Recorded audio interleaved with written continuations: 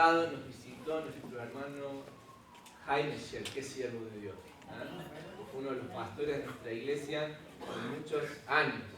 Y él comenzó a tratar una serie de sermones que tienen que ver acerca de una iglesia que funciona como un agente de transformación en el lugar donde Dios la ha colocado. ¿Y por qué es que nos hemos embarcado en esta serie de sermones a través del libro de Tito, la epístola del apóstol Pablo a Tito? Justamente por diferentes razones. La primera es porque estamos, como ustedes saben, en un periodo donde estamos buscando a nuestro próximo pastor principal de toda la iglesia. Y ya tenemos un comité de búsqueda que está trabajando, los pastores también están trabajando, el consejo de liderazgo ha sido reunido y vamos a empezar a hacer esta búsqueda de ver que el Señor provea a nuestra iglesia un próximo pastor principal. Y es muy importante que nosotros como congregación sepamos, pues bien, que es un pastor. No de acuerdo a lo que nosotros pensamos que es, con nuestras perspectivas, o quizás nuestra tradición, sino de acuerdo a lo que dice la palabra de Dios. Por eso el hermano Jaime Shell estuvo tocando este primer capítulo de la epístola de Pablo a Tito para ver cuáles son los requisitos que tiene un pastor de acuerdo a la palabra de Dios. ¿Por qué también es esto importante para usted y para mí? Usted dirá, bueno, yo no tengo el llamado a ser pastor. Bueno, qué bien. Pero es importante también esta epístola para todos nosotros, porque Pablo justamente lo va a poner a Tito para que vaya y confirme las iglesias que están en la isla de Creta, un lugar donde pasaba de todo. Entonces Pablo le quiere decir a Tito cómo es que un verdadero cristiano debe vivir su vida para ser un agente de transformación en su familia y en la comunidad en la que vive. Por eso es tan importante y tan relevante la epístola del apóstol Pablo a Tito, no solamente para nosotros los pastores, no solamente para nosotros como iglesia saber cuáles son los requisitos de un pastor, sino también para cada uno de nuestras vidas como creyentes, de saber cómo podemos vivir una vida como a Dios le agrada en una sociedad que tiene cualquier tipo de valor menos el valor que nosotros tenemos en la palabra de Dios. Así que los invito a que hablen la palabra de Dios en la epístola del apóstol Pablo a Tito. Y vamos a enfocarnos en esta mañana en el capítulo 1 y vamos a tomar donde dejó nuestro pastor Jaime Shell. Yo digo nuestro pastor porque es de la casa, pero ya se retiró el pastor Jaime Shell. Miren, estaba leyendo un artículo de la BBC sobre por qué la ciudad de Chicago es tan importante para los Estados Unidos. Un artículo viejo, un artículo del año 2010. Pero de acuerdo al autor que escribía, un politólogo, la ciudad de Chicago, es decir, la ciudad en la que usted y yo vivimos, digo, ¿no? Para los que todavía no sabemos que vivimos en Chicago, usted y yo vivimos aquí. Es tan importante para la nación porque se juntan, es el núcleo que junta el este y el oeste de los Estados Unidos. Un núcleo financiero, un núcleo comercial, un núcleo de exportación. Pero la ciudad de Chicago es tan importante para los Estados Unidos porque muchas de las cosas que pasan en la nación se cocinan políticamente en la ciudad de Chicago. ¿Por qué? No sé, pregúnteselo a alguien que sepa más. Pero si usted lo piensa, el presidente que tuvo los Estados Unidos, Barack Obama, por 2 periodos, ¿salió de dónde? De aquí, ¿verdad? O sea que es una ciudad políticamente cargada, es una ciudad donde se manejan cuestiones de Estado, de gobierno. Una ciudad crucial para los Estados Unidos. Pienso también desde la perspectiva del arte, la educación. Una ciudad avanzada en esos sentidos de acuerdo a cómo el mundo lo entiende. Es más, una amiga de Tami y mía, la artista, quiso aplicar al Instituto de Arte de Chicago, que es muy prestigioso, y ella hace un arte espectacular, pero hace arte naturalista. Y en el Instituto de Arte de Chicago lo que estaban buscando es arte de categoría político. O sea que una ciudad cargada políticamente, con mucha fuerza en eso, y también eso es algo que se proyecta a nuestra nación, a los Estados Unidos. ¿Por qué le digo esto? Bueno, porque Chicago es un punto crucial en los Estados Unidos, una ciudad muy importante. Así como también Creta, la isla de Creta, que la van a ver en pantalla, lo era en los tiempos del apóstol Pablo. Gracias al hermano que me regaló el pointer. Porque se estaba ahí apuntando pastor con la mano y nunca sabíamos a qué apuntaba. Bueno, ahora van a ver. Esta es la isla de Creta, aquí, ¿verdad? Esto vendría a ser lo que es Grecia hoy. Acá está, ¡viva la Italia! Acá está la Italia y esto sería lo que es Turquía hoy. Acá estaba la iglesia de Éfeso, de Esmirna, todas estas iglesias de Asia Menor en lo que sería hoy Turquía. Y esta es la isla de Creta. Fíjense, la isla de Creta está en un centro crucial, neurálgico, en el mar Mediterráneo, porque aquí está Jerusalén, un poquito más abajo, ahí estaría Jerusalén. Y aquí tenemos Jerusalén, aquí tenemos Egipto, aquí tenemos lo que sería en la época del apóstol Pablo, todo lo que es la provincia de Asia y otras provincias más, Galacia, un montón de provincias más muy importantes del Imperio Romano. Aquí tenemos lo que es las provincias griegas, y aquí está Roma. Fíjense qué estratégico punto, si uno quería comerciar o ir de un lado para el otro, de Italia a Jerusalén o de Grecia a Jerusalén, Creta era un punto estratégico en el comercio, en la industria, ahí venían todos los barcos y se hacían todas las cosas comerciales. Ahora, ¿qué pasaba con esta isla de Creta? Bueno, pasaba algo interesante, y es que los cretenses habían desarrollado una reputación de ser gente que no le gustaba el trabajo, vagabundos, porque había mucha riqueza.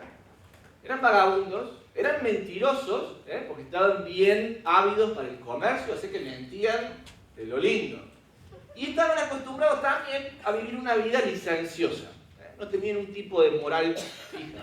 Por muchas razones. En primer lugar, porque ellos decían y se creía que en la mitología griega Zeus, el dios más importante del panteón griego, había nacido o se había revelado en la isla de Creta. Y Zeus era un dios para los griegos que era un dios mentiroso, era un dios mujeriego, un dios que buscaba a las mujeres y buscaba la forma de llegar a ellas.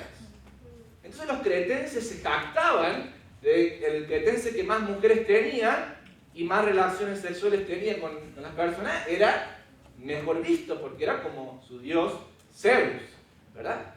Y ahí es donde el apóstol Pablo lo manda a Tito a que corrija las iglesias. ¡Ay, ay, ay! ¿A dónde lo mandaron a Tito? Si yo fuera Tito, haría lo que hizo Jonás y me voy a otro lado. Pero Dios lo manda a Tito, por medio del apóstol Pablo, a la isla de Creta.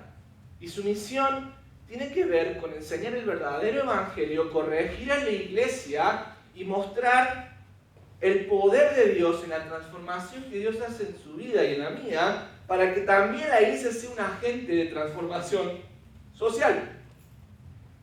Esa es la idea. Pero es un gran desafío para Tito porque los cretenses tienen su reputación. Es más, si usted piensa en la palabra, sabe que venimos de distintos países, pero la palabra cretino, si alguna vez la escuchó usted, ¿sabe de dónde viene? De Creta, así les decían. Cretino viene de Creta, de cretense. Cuando alguien se portaba como un cretense, alguien se portaba como alguien necio, mentiroso y malo. Y ahí viene la palabra que quizá usted escuchó, cretino. Viene ahí de cretense. Y ahí es donde lo manda el apóstol Pablo a Tito. Y la pregunta que quiero que trabajemos juntos, usted y yo, en esta mañana, a la luz de la palabra de Dios, tiene que ver con cómo puede la iglesia mantenerse como un agente de transformación en un mundo caído. En otras palabras, ¿cómo puede el cuerpo de nuestro Señor Jesucristo, que somos nosotros, la iglesia, mantenernos firmes en nuestra misión, mantenernos firmes en los valores de la palabra de Dios y funcionar como el reino de Dios que transforma la sociedad y el mundo en un contexto que es tan adverso? Bueno, vamos a buscar la respuesta a esa pregunta en la palabra de Dios. Y vamos a comenzar nuestra lectura a partir del verso 10. Epístola del apóstol Pablo a Tito, capítulo 1, verso 10. Antes de hacer la lectura, hago un paréntesis más. Pablo ya le ha dado a Tito cómo es que un verdadero líder de la iglesia, un verdadero anciano, pastor, obispo, debe ser. Y vimos todos los requisitos: irreprensible, intachable, marido de una sola mujer, o sea que tiene que ser un varón, tiene que ser un hombre, el pastor, marido de una sola mujer, que sea fiel a su esposa, porque si no puede ser fiel a su esposa, en esa cultura donde todos se engañaban, ¿qué cosa diferente iba a tener el cristianismo con las religiones cretenses? Nada.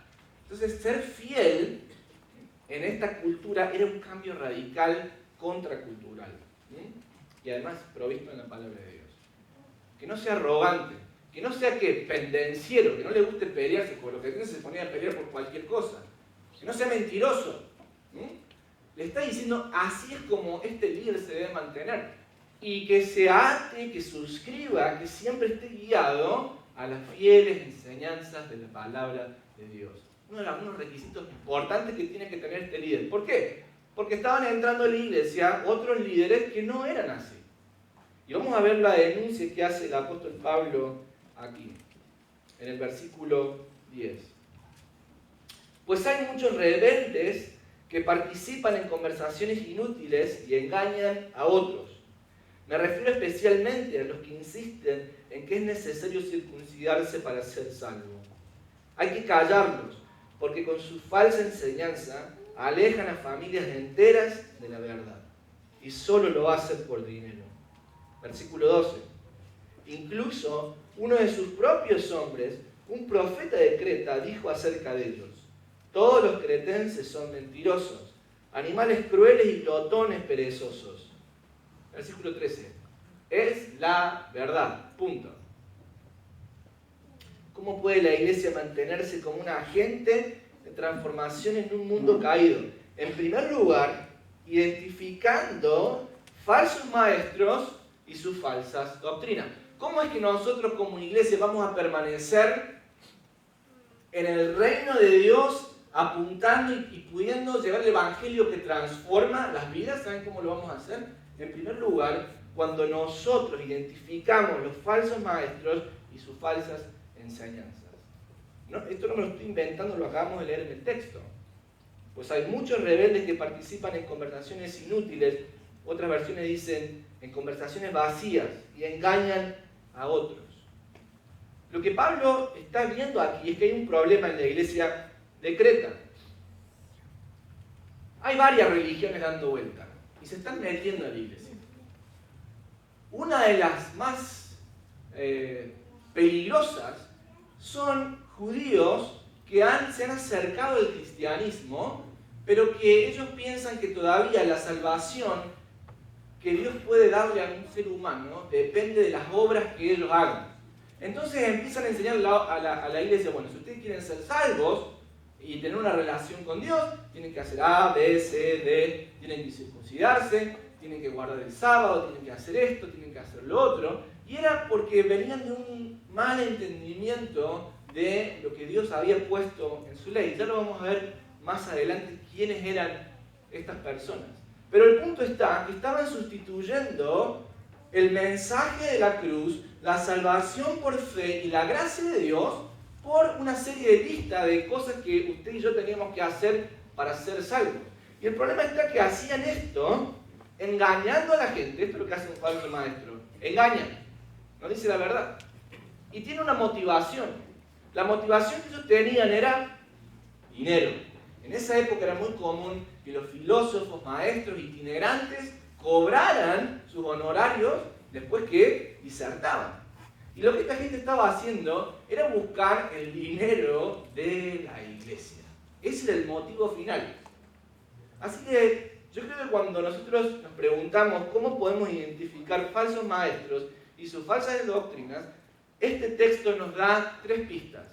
La primera es quiénes son preguntarnos quiénes son. La segunda es qué están diciendo. Y por último, cuál es el motivo por el cual hacen lo que hacen.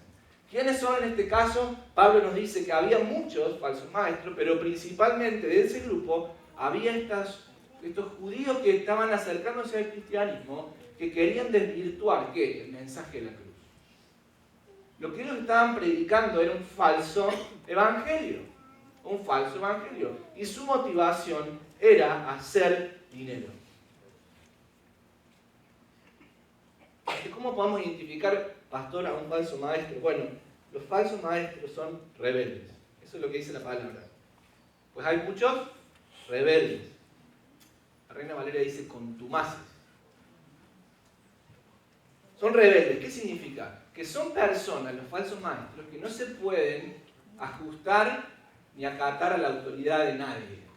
Son personas que van de iglesia en iglesia, son personas que no quieren rendirle cuentas de su vida a nadie. Ese es un rebelde.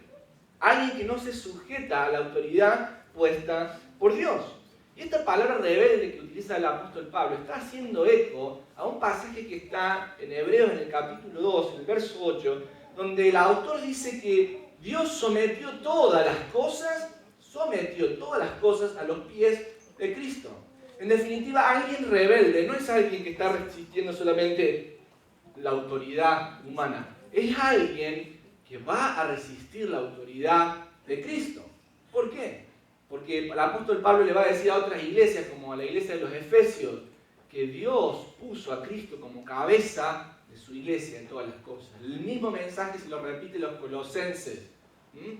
Dios pone a Cristo como la cabeza de todas las cosas y a Él es que están sujetas todas las cosas de este mundo. Pero los falsos maestros son rebeldes. No le quieren dar cuenta a nadie, ni de lo que hacen, ni cómo manejan su vida. No se metan, no hagan esto. Ellos no le dan cuenta a nadie. Ellos piden cuenta a todo el mundo, pero ellos no dan cuenta a nadie de sus propias vidas.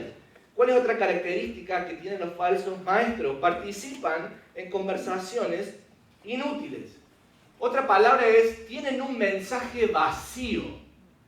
Tienen un mensaje vacío. ¿A qué se refiere el apóstol Pablo cuando está haciendo esta declaración? Bueno, 1 Corintios capítulo 1, verso 17. El apóstol Pablo cuando llega a Corintios se encontró con la disyuntiva de saber si él iba a predicar el evangelio de Dios, que parece una locura para el mundo, o si le iba a hablar en sabiduría humana.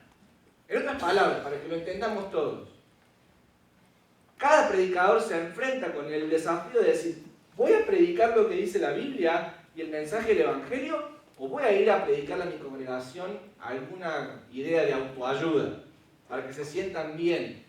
Algo que pegue con la filosofía y las ideas de este mundo. El apóstol Pablo se enfrentó a esa disyuntiva en 1 Corintios capítulo 1. Pero él dice, no les hablamos a ustedes con palabras elocuentes ni en sabiduría humana. ¿Para qué? Para no dejar vacía el mensaje de la cruz. ¿Saben por qué? La respuesta está en el versículo siguiente, 1 Corintios 1:18. ¿Por qué? Porque el evangelio, ¿qué es? Locura para quien se pierde, pero es poder para el que cree. Hermanos y hermanas, si yo vengo acá a pintarle a darle ayuda, a darle mi experiencia, puede ayudar y algo le puede ayudar, pero ¿sabe qué? Eso carece de poder, porque solamente hay poder en la sangre de Cristo Jesús. Solamente hay poder en el Espíritu Santo que nos hace una nueva persona. Y si yo no predico eso, pues nunca va a haber transformación ni en mi vida, ni en la suya, ni en la ciudad de Chicago. Disculpe que me emociono. No estoy enojado.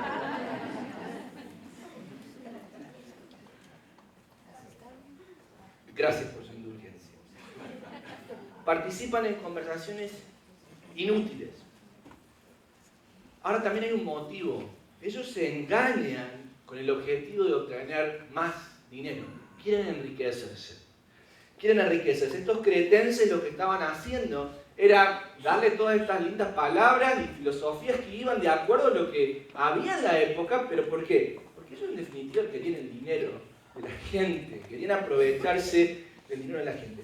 Ahora, si nosotros lo pensamos, ser rebelde, mentir y amar el dinero, estas tres características son valores muy comunes de la isla de Creta y de la ciudad de Chicago. La gente se maneja así. La gente no quiere ni sujetarse ni al matrimonio. La gente no quiere sujetarse ni al gobierno. ¿Pero quién es el gobierno? La gente no quiere sujetarse a nada, mucho menos al pastor. Mucho menos. No quiere sujetarse a nada. Es un valor de la ciudad de Chicago. No nos queremos sujetar a nada. La gente en la ciudad de Chicago miente. Constantemente vive mintiendo. Ya les conté lo que me pasó cuando tuve ese accidente. La compañía que vino, la grúa, a llevarme el automóvil. ¿Ah? Mienten ¿para qué? Para hacer su negocio. Vivimos en una ciudad en Chicago donde todo el mundo viene aquí a trabajar, viene a hacer dinero. Entonces, hora extra de aquí y de allá. En la ciudad de Chicago, una ciudad donde los valores imperantes, los valores que están marcando la cultura, son valores de rebeldía, son valores de usar la mentira, porque es fácil. Cuando alguien me confronta, puedo mentir y me escapo fácil. Ay, pero qué bonito que es. Mire qué fácil. Mienta, diga que está enfermo, diga que se le murió a alguien, un pariente, y váyase a vacaciones a Disneylandia. Y para la gente eso es común, mentir. Para la gente es común ir en pos del dinero y amar al dinero. Ahora, hay un gran problema cuando esos valores del mundo nosotros los hacemos valores en nuestra vida. Hay un gran problema. Porque hemos dejado de seguir la palabra de Dios y lo que nos indica para abrazar el concepto y la filosofía del mundo. Bien, déjenme que nos diga esto en este momento. Si en mi vida yo uso la mentira, si me he hecho un hábito, mentir, para escaparme de situaciones difíciles, hay un problema. Hay un problema. Mentir es un pecado. Mi vida nunca va a ser transformada si yo lo único que estoy haciendo es mentir para escaparme de situaciones difíciles. ¿Saben qué? Cuando uno dice la verdad, aun cuando cuesta la vida, y está en ese momento donde viene el juicio porque hice algo malo, pero tengo que decir la verdad, ¿saben qué pasa? Hay una transformación en la vida de uno. Pero mientras uno siga mintiendo, uno va a seguir enredado y atado a ese pecado. ¿Y qué va a pasar? ¿Va a haber transformación en mi vida? No. ¿Va a haber transformación en mi familia? No. ¿Va a haber transformación en mi barrio? Jamás. Porque he adoptado un valor del mundo. ¿No me cree? Miren, saben que la iglesia episcopal vendría a ser parte de la iglesia anglicana de Inglaterra, pero en los Estados Unidos. Eso es la iglesia episcopal. Y ellos eligieron hace un par de años atrás a su obispo primado, es decir, el líder, el jefe supremo de esa iglesia. Eligieron una mujer que se llama Catherine Jefferts Schwartz. No sé si lo estoy pronunciando bien. En primer lugar, hay un gran problema. El Señor dice en su palabra que el obispo debe ser marido de una sola mujer, o sea que tiene que ser un varón, no puede ser una mujer. Pero pastor es un valor que nosotros no compartimos. Sí, querido mío, pero lo dice la palabra. ¿Qué quiere que haga? ¿Qué quiere que haga? ¿Quiere que me invente una Biblia donde diga que eso está ahí? Bueno, podríamos hacerlo, pero ya no seríamos más cristianos, seríamos otra cosa, pero no cristianos. ¿Me entienden lo que le digo? Nosotros podemos fabricar otra Biblia, podemos fabricar otro concepto y seguirlo, sí, pero no vamos a seguir a Cristo. Eligieron una mujer, obispo. Bueno, resulta que en uno de sus sermones, cuando fue a la isla de Curazao, que está cerquita de la República Hermana de Venezuela, dio un sermón sobre Filipenses capítulo 16 que yo se lo he predicado a ustedes aquí.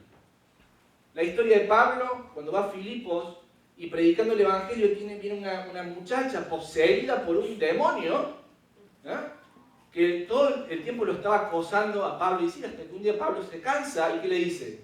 Al demonio, demonio sal fuera, deja a esta joven y la liberta. Es decir, el poder de Dios se impone sobre el poder de la oscuridad y esta mujer es liberada.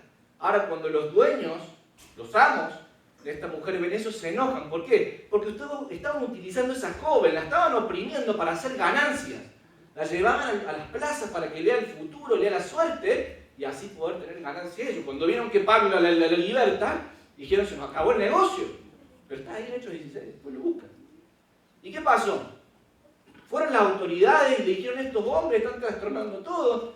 Trajeron una turba enfurecida que les pegó, les hizo de todo. Pablo era un ciudadano romano, merecía un juicio. No hubo juicio, nada. Los metieron en prisión. ¿Y en la prisión qué pasa?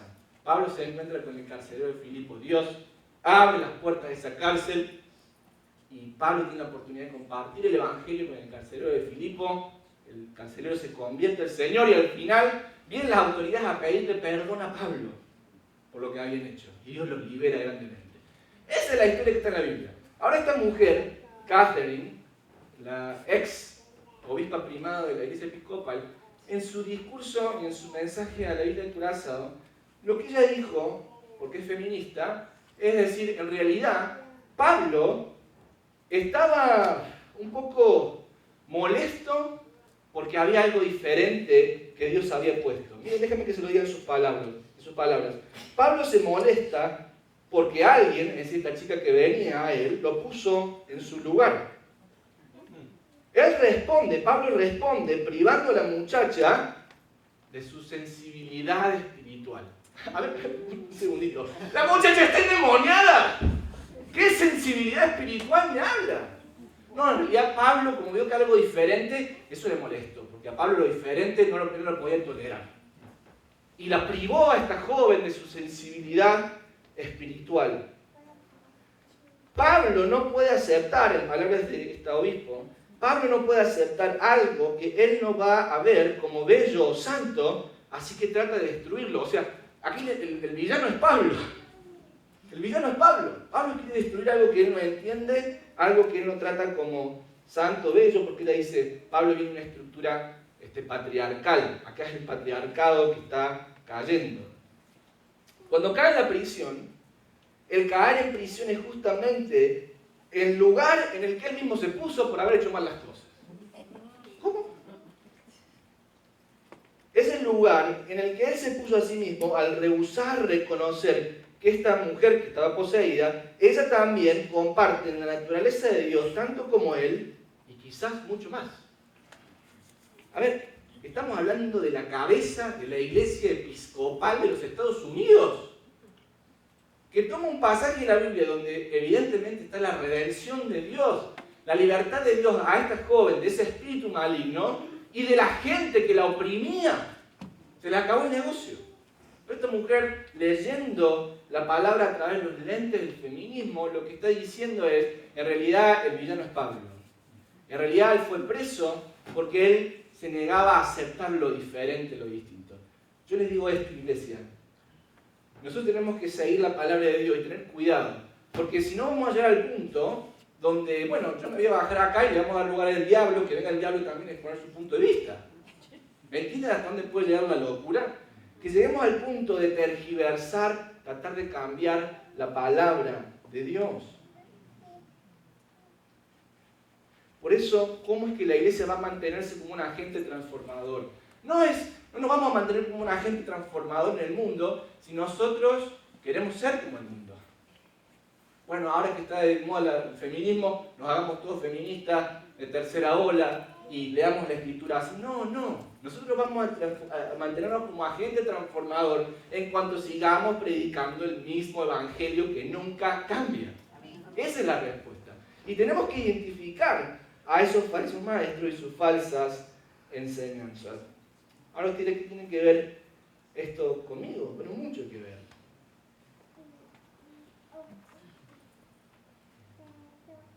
En primer lugar, porque la filosofía del mundo siempre va a querer meterse en la iglesia. Y demos ejemplos en la historia. ¿Usted sabe que la iglesia evangélica de Alemania sucumbió al nacionalsocialismo hitleriano durante la Segunda Guerra Mundial? Llegó a haber lugares donde ya no se leía más la palabra de Dios, lo que se leía era el libro de Hitler, Mi lucha. Se leía eso. ¿Por qué? Por la presión política sobre la iglesia. Por esas razones, como alguien como Dietrich Bonhoeffer perdió la vida. Por decir, no tenemos que estar enseñando nazismo en la iglesia, tenemos que enseñar la palabra de Dios. O sea que tengamos cuidado, porque eso es algo constante, que quiere meterse en la iglesia. Ahora, también esto trae preguntas para nosotros. La pregunta que trae para nosotros es, ¿a quién seguimos en Twitter? ¿A quién seguimos en Facebook? ¿Usted sabe a quién está siguiendo, a quién está escuchando?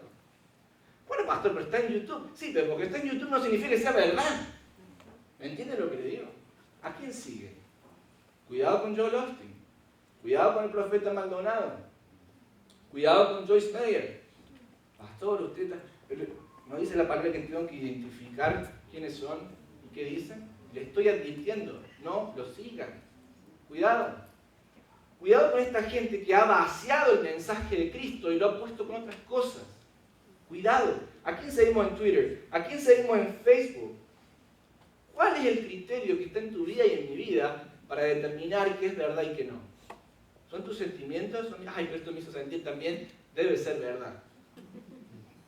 Mire, déjame que le diga algo. Hay veces que me siento tan mal que no siento, ay, quiero ir a lavar todos los platos y, no sé, sacar la basura, necesito mi amor, te amo, a mi esposa dice que no lo siento.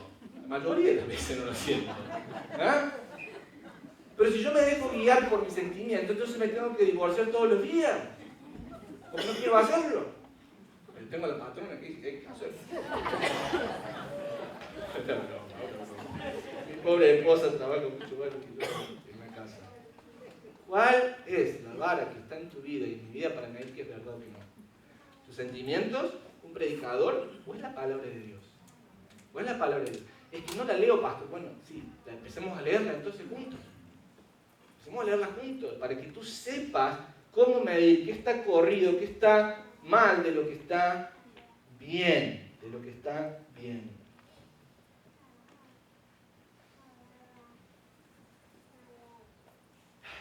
Mira, esto es tan importante, no quiero correr hoy a través del sermón.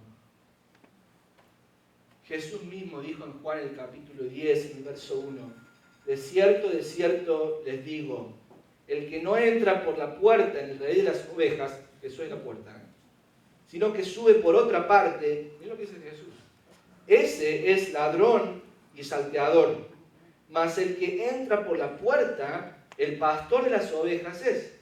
A este abre el portero y las ovejas, miren, escuchen esto, oyen su voz y a sus ovejas las llama por nombre y las saca. Cristo es la puerta de las ovejas.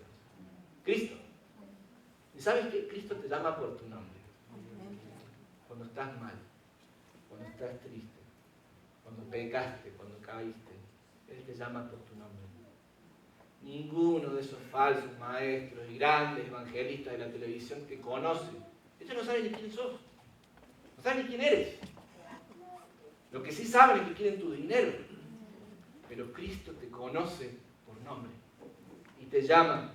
Y las ovejas oyen su voz. Dice el versículo 4, y cuando ha sacado afuera todas las propias, escuchen esto, va delante de ellas. Cristo va delante de tu vida. Cuando te levantas el día lunes y no sabes cómo enfrentar tu trabajo, esa compañera, ese compañero que te molestan, tu jefe que te presiona, Cristo va delante tuyo. Cristo va delante tuyo. No temas, Él te va a sacar. Ninguno de esos maestros va delante tuyo. Ninguno. No los escuches. Escucha a Cristo. Está Él revelado en su palabra. Va delante de ella y las ovejas le siguen porque conocen su voz. Mas al extraño no seguirán, sino huirán de él, porque no conocen la voz de los extraños.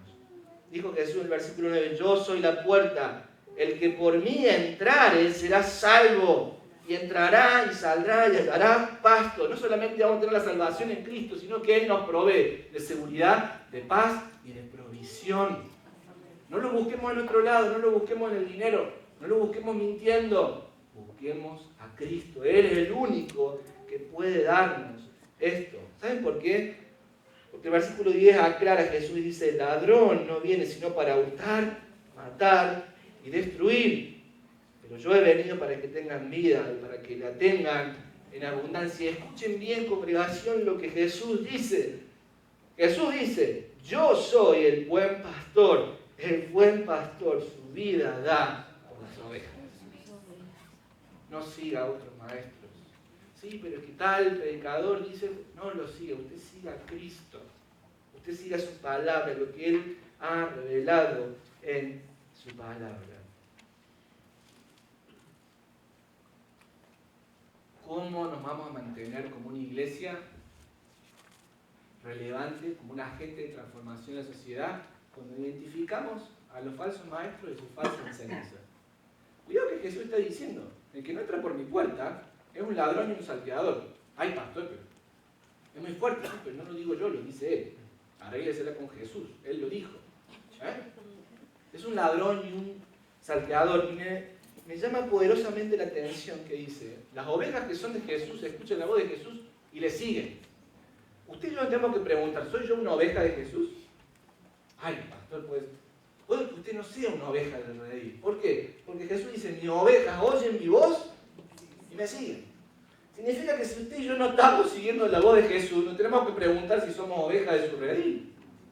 Y si todavía no entraste en el redil, en la familia de Cristo, hay una sola manera en la que puedes entrar. Y esa es la puerta que es Cristo Jesús. Él murió en la cruz por mis pecados, por tus pecados. Aun cuando nosotros éramos enemigos de Dios, Él murió en la cruz por nosotros. Resucitó con poder al tercer día, ascendió a los cielos y volverá a juzgar a los vivos y a los muertos. El mensaje del Evangelio va a confrontarte siempre a una respuesta. Y esa respuesta tiene que ver con arrepentirse de nuestros pecados. Si no te arrepientes de tus pecados, pues nunca podrás entrar a la familia de Dios. Porque lo que Dios quiere hacer con tu vida no es ponerte parches, bueno, está medio parchado que siga, no. Se quiere transformarte y hacerte de nuevo, de nuevo. Y solamente podemos ser regenerados por el Espíritu de Dios cuando Él nos llama, cuando ponemos nuestra fe en Cristo Jesús, cuando en nuestra vida empezamos a ver cómo todo eso que hacíamos antes ya no lo hacemos más, está muerto, sepultado, y empezamos a vivir una nueva vida. ¿Cómo no les voy a predicar esto? ¿Cómo no les voy a hablar de Cristo? Decía el apóstol Pablo, ¡ay de mí si no predico el Evangelio! Porque es tan precioso, porque da esperanza, porque es un mensaje de reconciliación. ¿Cómo lo puedo cambiar por cualquier otra cosa que hay en el mundo? No puedo. Lo vamos a echar, pastor. ¡Échenme! Voy a salir de la calle, de la puerta, predicando a Cristo. No puedo predicar otra cosa. ¿Qué cosa más hermosa que su palabra y su Evangelio? En segundo lugar, hoy me vine parlanchín. Ay, ¿cómo terminamos esto? Dijimos cómo la iglesia puede ser un agente transformador en el mundo caído en el que vive, identificando los falsos maestros y sus falsas enseñanzas. Y en segundo lugar, reprendiendo con la palabra para afirmar la fe de la congregación. Miremos juntos el versículo 13. Así que repréndelos con severidad para fortalecernos en la fe. Tienen que dejar de prestar atención a mitos judíos y a los mandatos de aquellos que se han apartado de la verdad. Versículo 15, todo es puro para los de corazón puro. En cambio, para los corruptos e incrédulos, nada es puro porque tienen la mente y la conciencia corrompida. Tales personas afirman que conocen a Dios, pero lo niegan con su manera de vivir. Son detestables y desobedientes. No sirven para hacer nada bueno. ¡Wow! Miren el versículo 2 de nuevo. ¿Qué tenemos que hacer? Repréndelos con severidad para fortalecerlos en la fe. Déjenme que les dé un poquito de contexto de lo que está pasando.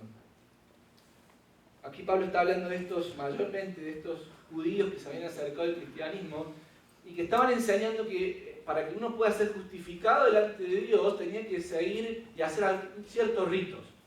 No comer esto, no hacer esto, guardar este día, celebrar esta fiesta, circuncidarse. Si uno no hacía esas cosas, entonces no iba a ser justificado, no iba a tener paz para con Dios. Estaban cambiando el Evangelio. Porque en el Evangelio vemos la gracia de Dios que se desborda desde el cielo hacia nosotros, donde Dios nos dice a nosotros, ustedes no tienen que hacer nada, porque no pueden hacer nada. Están muertos en sus delitos y pecados. Yo voy a hacer todo, dice Dios. Y eso es lo que hace Cristo Jesús. Él baja del cielo. El hombre no sale a buscarlo a Dios al cielo. Él baja del cielo en la persona de Cristo Jesús. Ahora estos judíos que se están acercando al cristianismo, están intentando cambiar esto. Y cuando dice todo es puro para los de corazón puro, lo que está hablando Pablo ahí es que estas personas enseñaban que hay ciertas cosas que no hay que tocar porque uno se contaminaba ceremonialmente. Siguiendo las tradiciones de los rabíes de la época, hoy no tengo tiempo, pero me apasiona a mí ver que estaba la palabra de Dios en el Antiguo Testamento. Y los maestros de Israel fueron desarrollando a través del tiempo comentarios acerca de la palabra de Dios. Ahora el punto está que salían mal los comentarios que los rabinos habían desarrollado que la palabra de Dios misma, ¿verdad? Y hay dos tradiciones muy grandes, la Halakha y la Haggadah, pero no les puedo hablar de eso hoy, lamentablemente. El punto es que ellos querían cambiar la gracia de Dios por un evangelio de obras. El versículo 16 es claro porque dice, tales personas afirman que conocen a Dios, pero lo niegan con su manera de vivir. ¿Cómo sé si alguien es creyente o no? Bueno, miremos a ver cómo vive. Yo puedo decir, sí, yo soy creyente, yo creo en Dios, todo. Pero ¿y tu vida y mi vida? ¿Están acorde a lo que decimos o no? No estoy diciendo que tenemos que ser perfectos. El apóstol Pablo le escribe a los Filipenses en el capítulo 3 y le dice, hermanos, yo no pretendo haber alcanzado el objetivo final ni ser perfecto, pero una cosa hago. Dejando ciertamente lo que queda atrás, me extiendo al premio del supremo llamamiento. ¿Cómo está tu vida y la mía? Lo que yo vivo en el día a día, ¿se condice con lo que yo digo creer? Y el apóstol Pablo va a hacer mucho hincapié en esto, no tenemos el tiempo de verlo tampoco, pero se los doy a los versículos. Miren Colosenses capítulo 2, verso 16, miren Timoteo, 1 Timoteo capítulo verso 4, que las cosas que están en el mundo no nos contaminan a nosotros ceremonialmente. Ay, no puedo comer esto porque si como esto me va a contaminar, voy a ser impuro. No. Desde que Cristo vino inauguró un nuevo pacto. ¿Y se acuerdan en el libro de Hechos? En el capítulo 10, lo que Dios le dice a Pedro, baja el lienzo con animales. Dice, Pedro, sírvase, ahí tiene un buffet. Pero Señor, no puedo comer porque hay ciertos animales, ciertas comidas, el cerdo, particularmente, que yo no puedo comer de acuerdo a la ley que nos diste. Pedro, no llames impuro lo que Dios llama puro. Es decir, ahora, en el pacto de Jesucristo, la regeneración, la transformación viene desde adentro del corazón y la hace Dios. Ahora quiero ser respetuoso en este sentido, porque sé que nuestra iglesia, usted y muchos de ustedes y yo también, venimos de un background diferente, de diferentes denominaciones. En nuestra iglesia hay gente que viene del pentecostalismo, gente que viene del adventismo, gente que viene de otras iglesias, las iglesias de los hermanos. Y yo quisiera que todos fueran bautistas como yo, Pero no se trata de ser una denominación en otra. Se trata de que en nuestra iglesia lo que hacemos es tratar de vivir bajo las enseñanzas de la palabra de Dios. Y quiero ser respetuoso con esto porque sé que hay, quizás en el transcurso de tu vida has escuchado una cosa, has escuchado otra, y cuando quizás hablamos de alimentos que se pueden comer o no, eso para algunas personas es algo que viola su conciencia. Si ellos comen cerdo, hay personas que violan su conciencia. Uy, no, porque me enseñaron de esta manera. Y les quiero decir algo, iglesia. En esas situaciones tenemos que aplicar Romanos capítulo 14. Tenemos libertad de comer todo. Toda la comida. Comida. No vale ahí a agarrar una vaca viva a querer morderla. Tiene que ser comida. ¿Ok? Hago la salvedad. Marcos capítulo 7, Jesús dijo, lo que contamina al hombre no es lo que entra en el hombre, es lo que sale del corazón del hombre. Y hay una aclaración editorial que hace el evangelista con esto. Jesús está limpiando todos los alimentos, dice. Así que no cabe duda de eso. Ahora, si por tu conciencia tú piensas que este alimento o este otro alimento va a ir en contra de tu espiritualidad, nosotros te respetamos. Y no quiero ver a otro hermano, como dice Romanos 14, ejerciendo su libertad, ir a ofender y a dañar la conciencia del otro. Es decir, si usted no come cerdo, y yo le invito a comer a mi casa, no le voy a hacer un cerdo al horno. ¿Por qué? Porque sería ofenderlo. No usemos nuestra libertad para hacerle daño a los otros. Ese tiene que ser el principio de nuestra congregación. Ahora, ¿cuál es el punto que nos ocupa a nosotros? ¿Qué tiene que ver esto con nosotros? Que tenemos que, dice la palabra, repréndelos con severidad para fortalecer la fe de la congregación. Siempre vemos la persona del pastor o los líderes de la iglesia como nuestros amigos. Y así debe ser en un sentido. Gente que nos apoya, que nos ama, que nos quiere, que nos va alentando. Pero una de las funciones que tenemos también es reprender. ¿A quién le gusta que lo reprendan? A mí no. A nadie. Ahora, pero si lo único que hacen los maestros, los líderes de la iglesia, solamente es palmearle la espalda, no están cumpliendo con lo que Dios manda en su palabra. Cuando vemos que alguien se desvía, tenemos que con amor confrontarlo. Si el hermano se está desviando. Ahora, esto es para mí, en primer lugar, para los maestros de estudio bíblico, para los líderes del grupo pequeño, ¿cómo debemos hacer eso? ¿Cómo dice la palabra que hay que reprender? Con gentileza, con humildad, con toda paciencia. Tengamos cuidado, hay algo que yo no quiero que nuestra iglesia desarrollemos.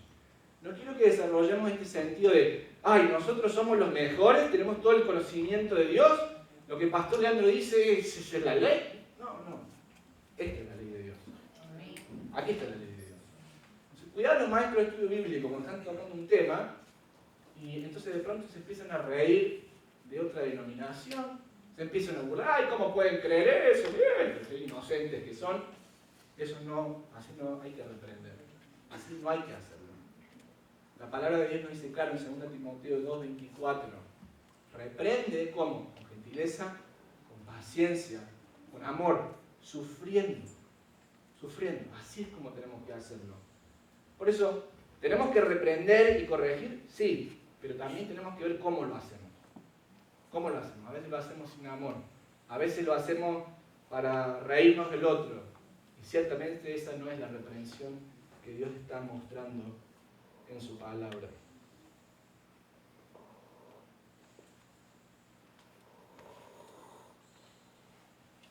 Repréndelo severamente para confirmar la fe de la congregación. ¿Sabe qué, querida congregación? Hay veces en la que la palabra de Dios nos dice que cuando uno calla, aún el necio pasa por sabio. Hay momentos donde hay que callarse en la vida. No hay que decir nada. Uno pasa por sabio. En el libro de Santiago Dios nos manda a que escuchemos más y hablemos menos. Eso es cierto. Pero hay veces que la palabra de Dios nos manda a no guardar silencio. Nos manda a hablar. Pedro dice, estén siempre dispuestos a dar con toda mansedumbre razón de la esperanza que mora en vosotros. ¿Cuándo es que nosotros no nos podemos callar? Cuando hay alguien que viene a decirnos que en realidad el fundamento que es Cristo no es fundamento. Que puede ser otras cosas.